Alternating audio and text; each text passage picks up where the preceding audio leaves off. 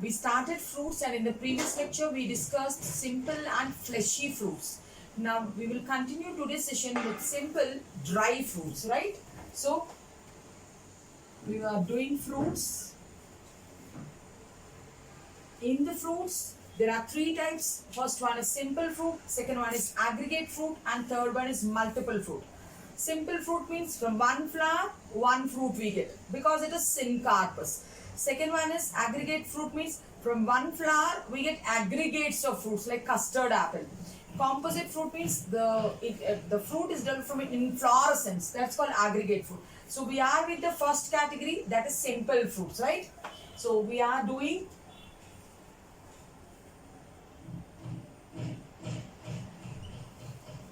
simple fruits. And the simple fruits, again we can divide them into, are they fleshy or are they dry? In the previous lecture we have seen fleshy simple fruits. Now in today's lecture we will see dry simple fruits. So our today's topic is about dry simple fruits. Okay, so what do you mean by dry fruit? Dry fruit means the fruit wall, which is called pericarp. It is dry and thin. It cannot be distinguished into epicarp, mesocarp, endocarp. So that is called as dry fruit. So dry simple fruit means the fruit wall. What is the fruit wall called? Pericarp. The pericarp is not distinguished. The pericarp is not distinguished into, so we cannot separate the pericarp into epicarp, mesocarp and endocarp. It's not distinguished into epicarp, mesocarp and endocarp. If you cannot distinguish them, then it is called as dry fruit. Now this dry fruit, basing on whether they will split, means they will undergo dehiscence or they do not undergo dehiscence, we are dividing them into three types. So the first one we call is dry dehiscent. What's the first one? Dry dehiscent fruits. So let us move on to this one and discuss what you mean by dry dehiscent fruit and what are the examples of dry dehiscent fruit. Dry dehiscent means the fruit, the dry fruit at maturity will split. Okay, so dry dehiscence. Dehiscence means splitting. So dry fruit at maturity. At maturity it splits. When it splits, the seeds are released out. It splits to release the seeds. It splits, and if it releases the seeds, then that is called as dry dehiscent fruit. Now what are the examples or what are the categories for dry dehiscent fruit? The first and foremost, we can go with legumes. Legume fruit is also called pod. Now legume is characteristic feature of Fabaceae, right? It is a characteristic feature of which family? Legume fruit is characteristic feature of Fabaceae. Now if you see a legume fruit, here we go. This is a pod. This is a dorsal suture. We have seen the same picture with marginal placentation. This is a ventral suture. The placenta is there on the ventral suture and the ovules are arranged in two rows on the ventral suture. So such a type of fruit is called legume or pod. So if you see, there's only one carpel, monocarpellary, only one compartment, unilocular, and it is superior ovary, placentation is marginal placentation. So what should we write on here? For legume or pod, it is monocarpellary. You can see here there's only one carpel, one compartment also. So unilocular. Monocarpellary, unilocular. Superior ovary, hypogynous. It has superior ovary. The placentation is marginal placentation.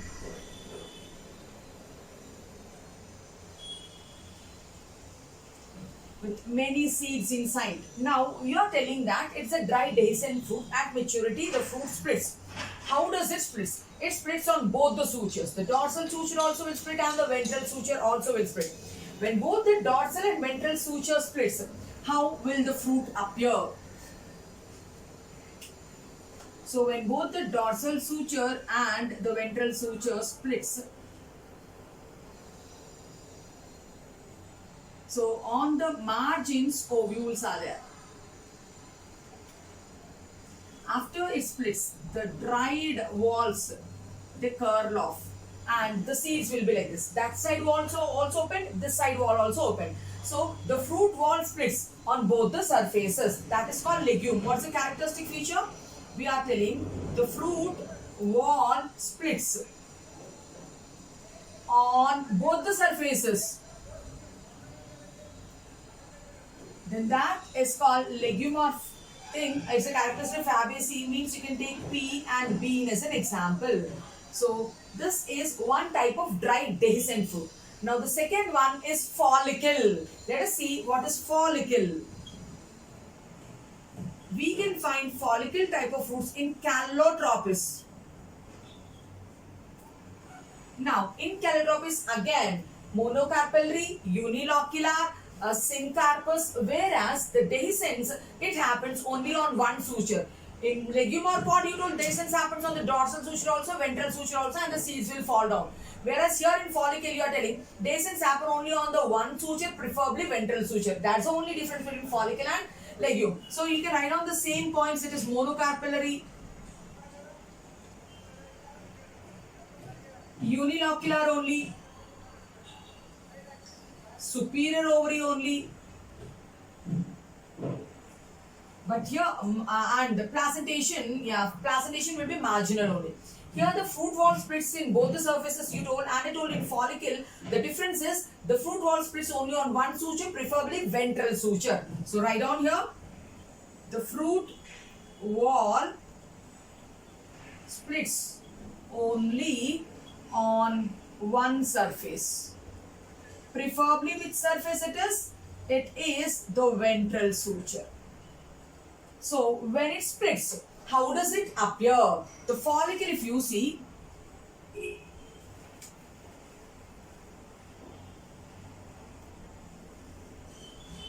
when it splits on one surface, means it is splitting like this.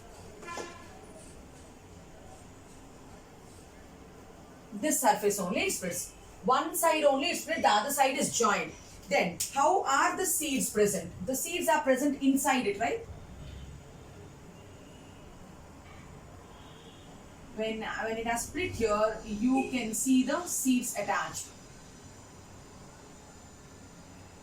So, such a type of dry dehiscent fruit is called as follicle, and we can see such type of follicles in Calotropis. Right, children? Only on ventral suture. Here on both the sutures. Now, third one, we can go silicua. What's the third type of dry dehiscent?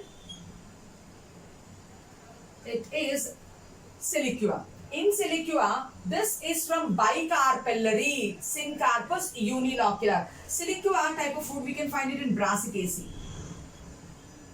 family. Means mustard family. Now, mustard family, it is bicarpellary. It is bicarpellary, unilocular, syncarpus.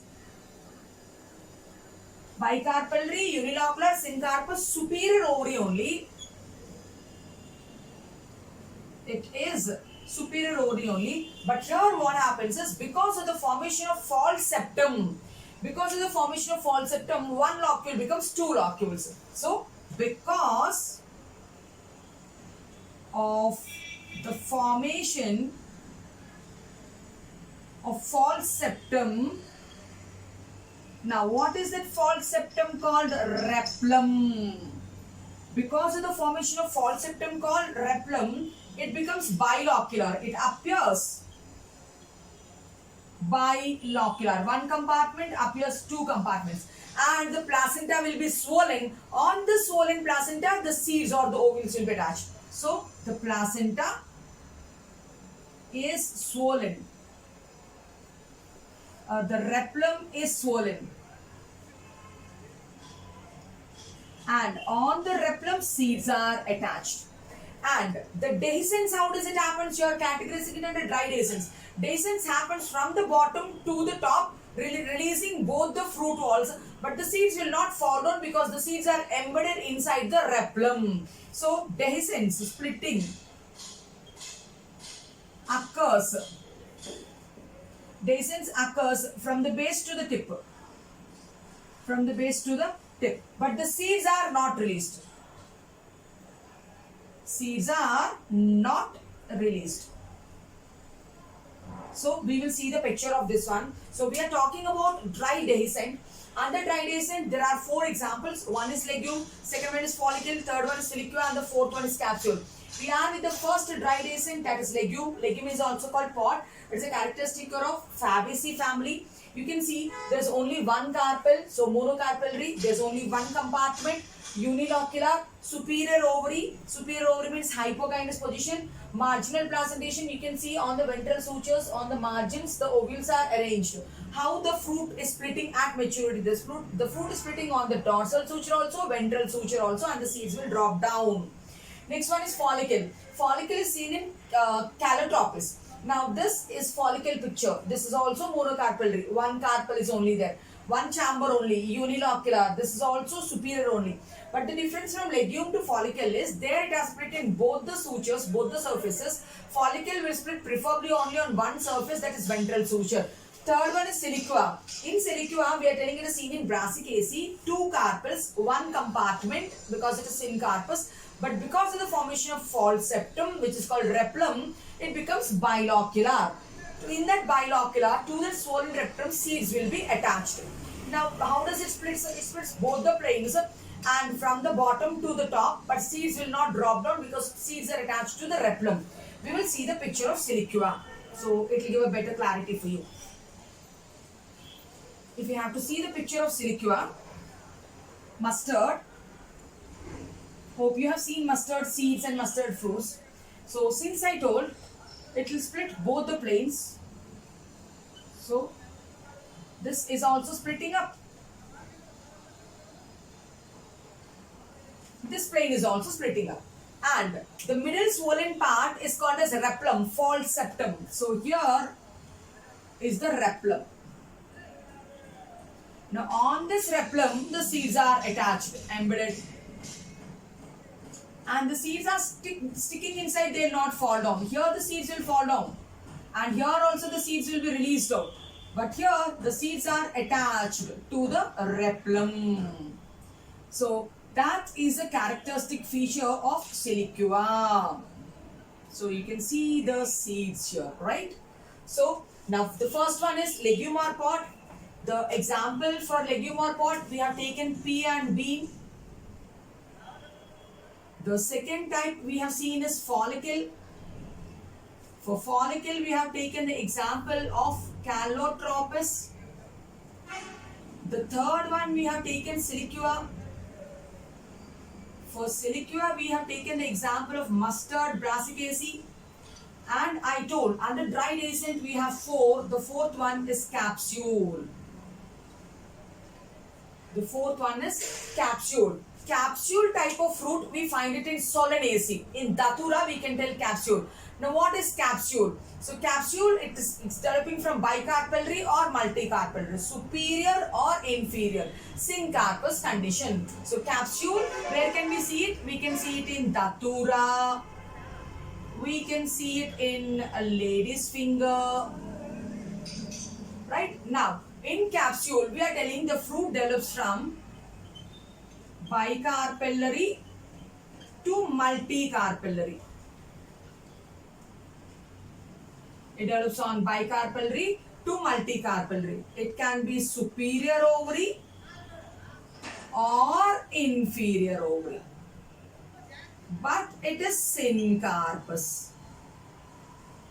But the ovary is syncarpus. Now, capsule, how does it split?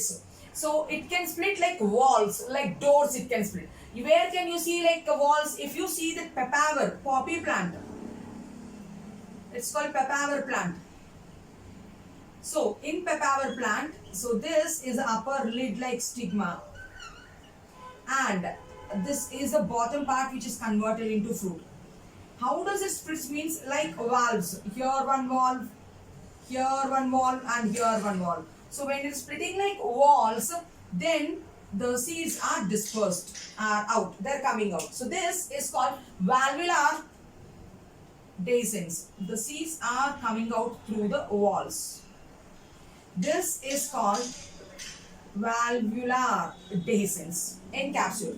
Another one is lady's finger. In lady's finger, if you see, lady's finger has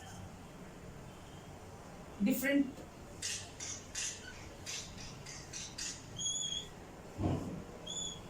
compartments, right?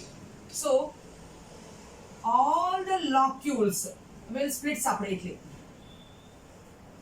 and it is split in this manner, and the seeds are attached inside. So this is one type of dehiscence. The seeds are attached here.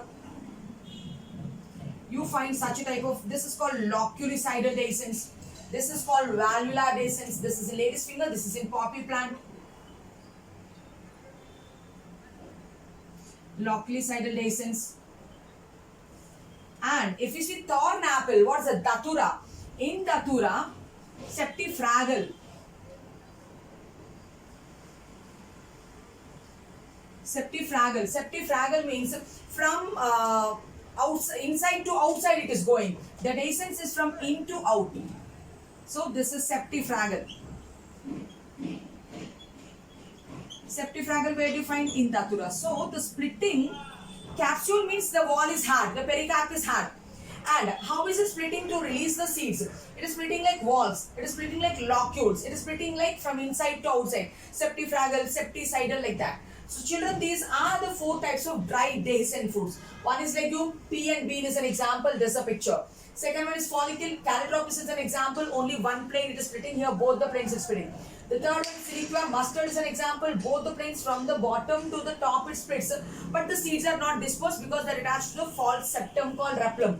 And the fourth one is capsule, the wall will be thick. And how are the seeds dispersed? Either by valvular or by loculicidal or by septifragal or septicidal, they will disperse, right? So with this, we finish dry dehiscent. Next one is dry indehiscent. Now let us talk about dry indehiscent also then. In dry dehiscent, you told at maturity, the fruit will break by itself. But in dry indehiscent, even at maturity, the fruit will not break then. Even at maturity, the fruit will not break then. Then that is called dry indehiscent. Under dry dehiscent, we have seen 4 examples. Under dry indehiscent also there are 4 examples. Dry indehiscent fruits. One seed will be there in one fruit. All the dry indehiscent are one seeded only. So the next we have to discuss is dry indehiscent fruits. Dry indehiscent fruits means even at maturity also they don't split. Even at maturity the fruit doesn't split. The fruit will not split, and all the dry indehiscent fruits are one seeded. So all the dry indehiscent fruits are one seeded only. So when will the seed release? When the fruit decomposes, then only the seed will be released out. Now what are the 4 examples of dry indehiscent? One is Caryopsis. Next one is Echine. Third one is Cypsella. Fourth one is Nut. And one more is also there, Samara. Now let us discuss one by one under dry indehiscent. First one I told, Caryopsis. The first one is Caryopsis. Now in Caryopsis, example is Rhizure. So with example we can understand. Oryza. Caryopsis fruits are also called grains. See, rice, grain, wheat, grain we call. So it is monocarpellary, unilocular, superior ovary only. So only one grain will be there now. So Caryopsis means Oryza is an example. Wheat is an example. Now we are telling the fruit develops from monocarpellary, one compartment only, unilocular, superior ovary only. But what is the speciality here? So the fruit wall gets fused with the seed wall and it becomes dry and membranous. It is very hard to remove. That's why we give the rice grains to the rice mill and they have blades and then they remove it, right? So the characteristic feature of Caryopsis is the pericarp fuses with the seed coat. The pericarp fuses with the seed coat and we can't remove it. So if you have to see the picture of Caryopsis of rice grain, if you have seen a rice in, so this is a seed coat and this seed coat is further covered by that yellow colored layer. This is fruit coat. They are fused. They are completely fused. You can't separate them. This is a characteristic of Caryopsis. Only one carpel is there, only one locule is there, superior ovary, and we told they are one seeded. Rice is one seed only. Now this is about Caryopsis. Now next one if we have to discuss. First one is Caryopsis. Next one is Achene. Use blue. So the second type is Achene. Now example for Achene is Mirabilis, 4 o'clock plant. It is commonly called as 4 o'clock plant, which is widely used in genetics, right? So what is the only difference between Achene? Achene also develops from monocarpellary, unilocular, superior. The only difference is in Achene, the pericarp and the seed coat are not fused. They are separate. They are free. That's the only difference. So Achene also develops from, same thing you can write it, monocarpellary, one carpel only will be there. One locule only will be there. Superior ovary also we can write. But the thing is, the pericarp and the seed coat are free, they are not fused. That is the point. The pericarp do not fuse with the seed coat. It will not fuse with the seed coat. Now if we have to see the example of Mirabilis, make them separate. So here is the fruit, seed. The seed is separate and the fruit wall is separate. They are separate. This is pericarp and this is seed coat. They are not fused. Then what is it called? It is called Achene. Now the third type is Cypsella. So example for Cypsella is Asteraceae. Cypsella also we can pronounce it as Asteraceae. Asteraceae means sunflower, tridax, marigold are the examples. What is the speciality of Cypsella? In Cypsella, it is the same type of fruit. So where they are free, but the calyx is modified into a parachute, pappus-like mechanism which helps in the dispersal of the fruit or the seed. Now what should be, if we have to see the picture of Cypsella seen in tridax, marigold and sunflower. So it is the fruit and fruit is separated from the seed coat. This is a seed coat, but it has a pappus mechanism which is nothing but a modified calyx. So see, this is modified calyx which forms pappus. This is called pappus mechanism. Now this pappus mechanism helps in dispersal of the fruit or the seed. So Cypsella, what shall we write? Again the same thing. Monocarpellary, unilocular, superior ovary. Okay, and then we are telling calyx modifies into pappus, which helps in, what does it helps in? It helps in dispersal. So children, this is the fourth one. What is that called? Cypsella. Then the next advantage is Samara. Now, in Samara,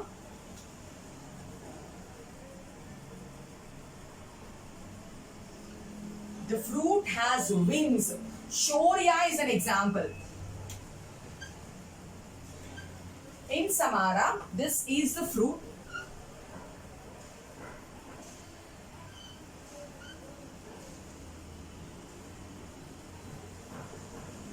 The fruit has wings. So that is Samara. Samara means winged fruit. That's it.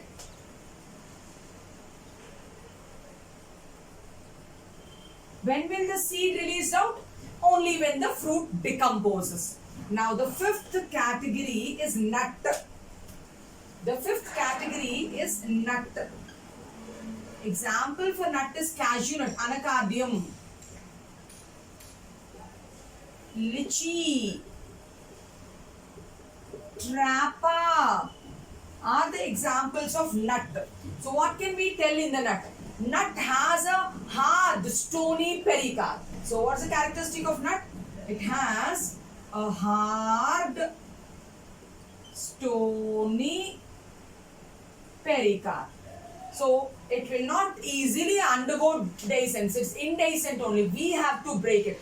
An example for nut is anacardium, lychee and trapa. All these five.